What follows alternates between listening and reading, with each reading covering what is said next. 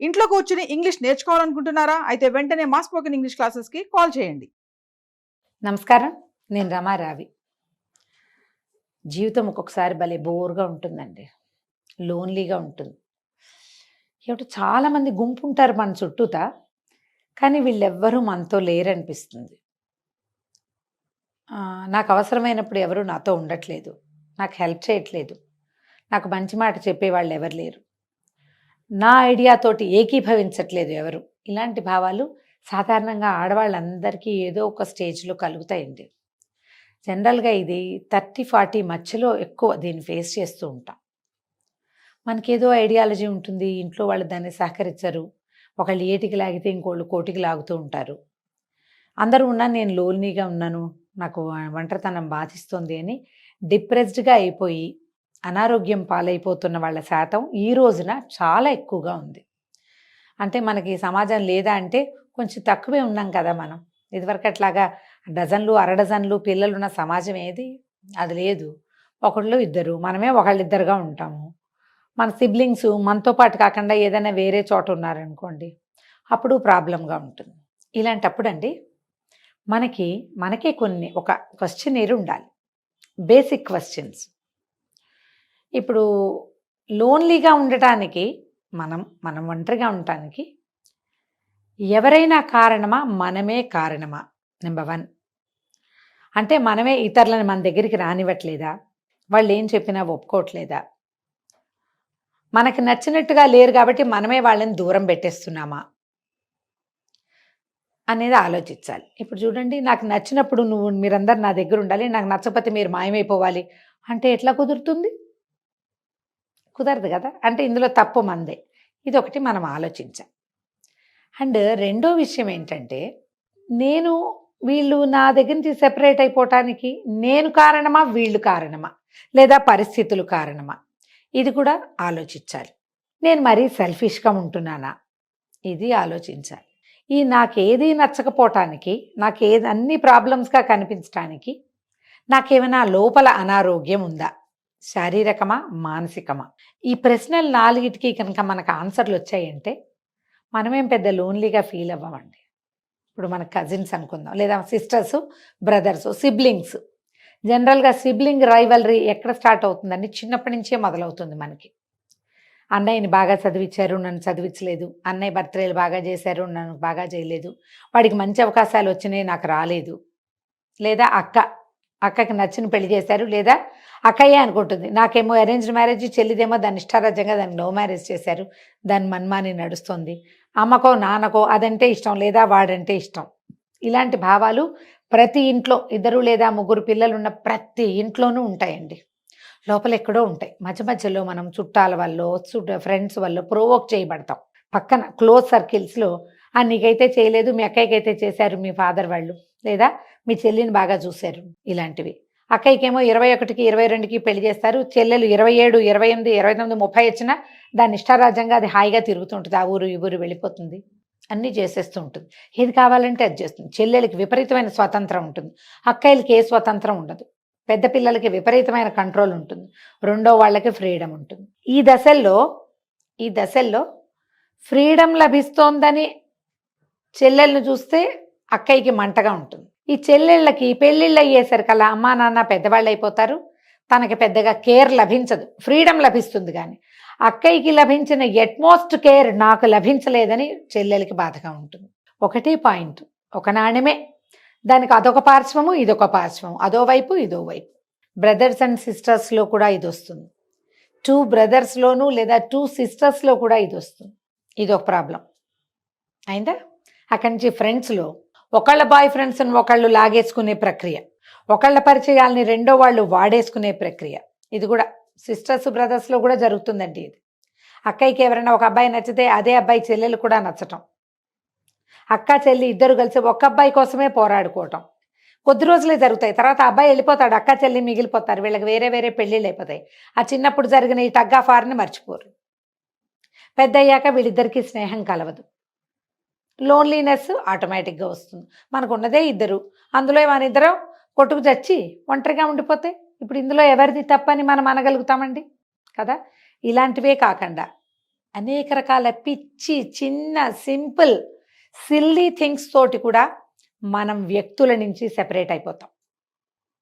Close సర్కిల్స్లో లోన్లీగా మిగిలిపోతాం. అసంబద్ధమైన ఆలోచనల వల్ల మనం ఇతరులకి దూరం అవుతూ ఉంటాం. సెల్ఫిష్ థింగ్స్ వల్ల ఇతరులకి దూరం అవుతాం. క్లోజ్ సర్కిల్స్లోని దూరాలు అయిపోతాం. తెలివి తక్కువ ఐడియాలు, అన్ప్లాన్డ్గా ఏవో ఒకటి చేసేసి ప్లాన్ సరిగ్గా చేయకుండా బ్యాడ్ ప్లానింగ్ తోటి విషయాలు చెడగొట్టేసి డబ్బులు పాడు చేసి సమయం వృధా చేసి అందరినీ వాడేసి మొహం చెల్లక లోన్లీగా అయిపోతారు ఇంకొంతమంది. ఇవన్నీ కారణాలే. ఇవేవీ కాకుండా శారీరకమైన అనారోగ్యాలతోటి బ్రెయిన్లో రకరకాల ఈక్వేషన్స్ కూడని కెమికల్స్ ఉంటాయట. అవేవో కొన్ని తక్కువైతే కూడా లోన్లీనెస్ బాధిస్తుంది. ఇవి ఇర్రిపేరబుల్గా అయిపోయిన వ్యవహారాల్ని మనం ఏం చేయలేమండి. కానీ కొన్ని రిపేరబుల్ థింగ్స్ ఉంటాయి.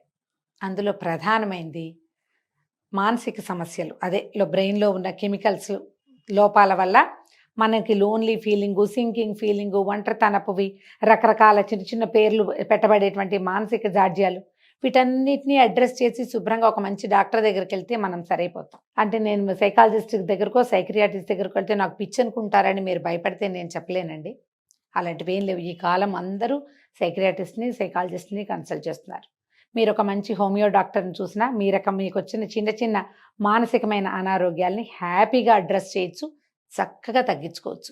అనతి కాలంలో చాలా చిన్న టైంలోనే మీరు చిన్న చిన్న సమస్యలు ఇప్పుడే మొదలైతే కనుక వాటిలోంచి బయటపడిపోవచ్చు. నెంబర్ 1. అండ్ నెంబర్ 2, సిబ్లింగ్స్ తోటి మీకు ఏదైనా సమస్యలు ఉంటే వాటిని సార్ట్అవుట్ చేసుకోండి. అక్కయ్యలతోటో, అన్నయ్యలతోటో, తమ్ముడితోటో, చెల్లెలతోటో ఏదైనా ఇబ్బంది, వాట్ ఈజ్ వాట్ అని ఒకసారి మాట్లాడుకోండి.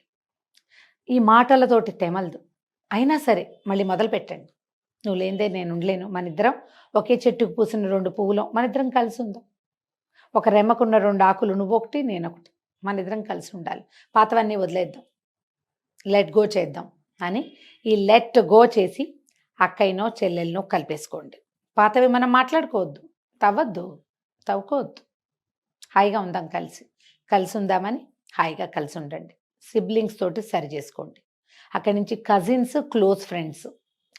ఫ్రెండ్స్ జనరల్గా సమానంగానే ఉంటారు. ఈ ఫ్రెండ్స్ తోటి కూడా ఏదైనా బిగ్గర్ ఇష్యూ అంటే మధ్యలో 3వ మనిషి ఉండి ఒక మనిషి కోసమే మీ ఇద్దరు చెరో పక్కన లాగితే నేను చెప్పలేను. కానీ ఏదైనా ఇష్యూస్ వల్ల మీకు మధ్య ప్రాబ్లం వస్తే ఒకసారి మాట్లాడుకుని సార్ట్అవుట్ చేసుకోండి. దీనికోసం ఇంకొకరి సహాయం కూడా మీరు తీసుకోవచ్చు.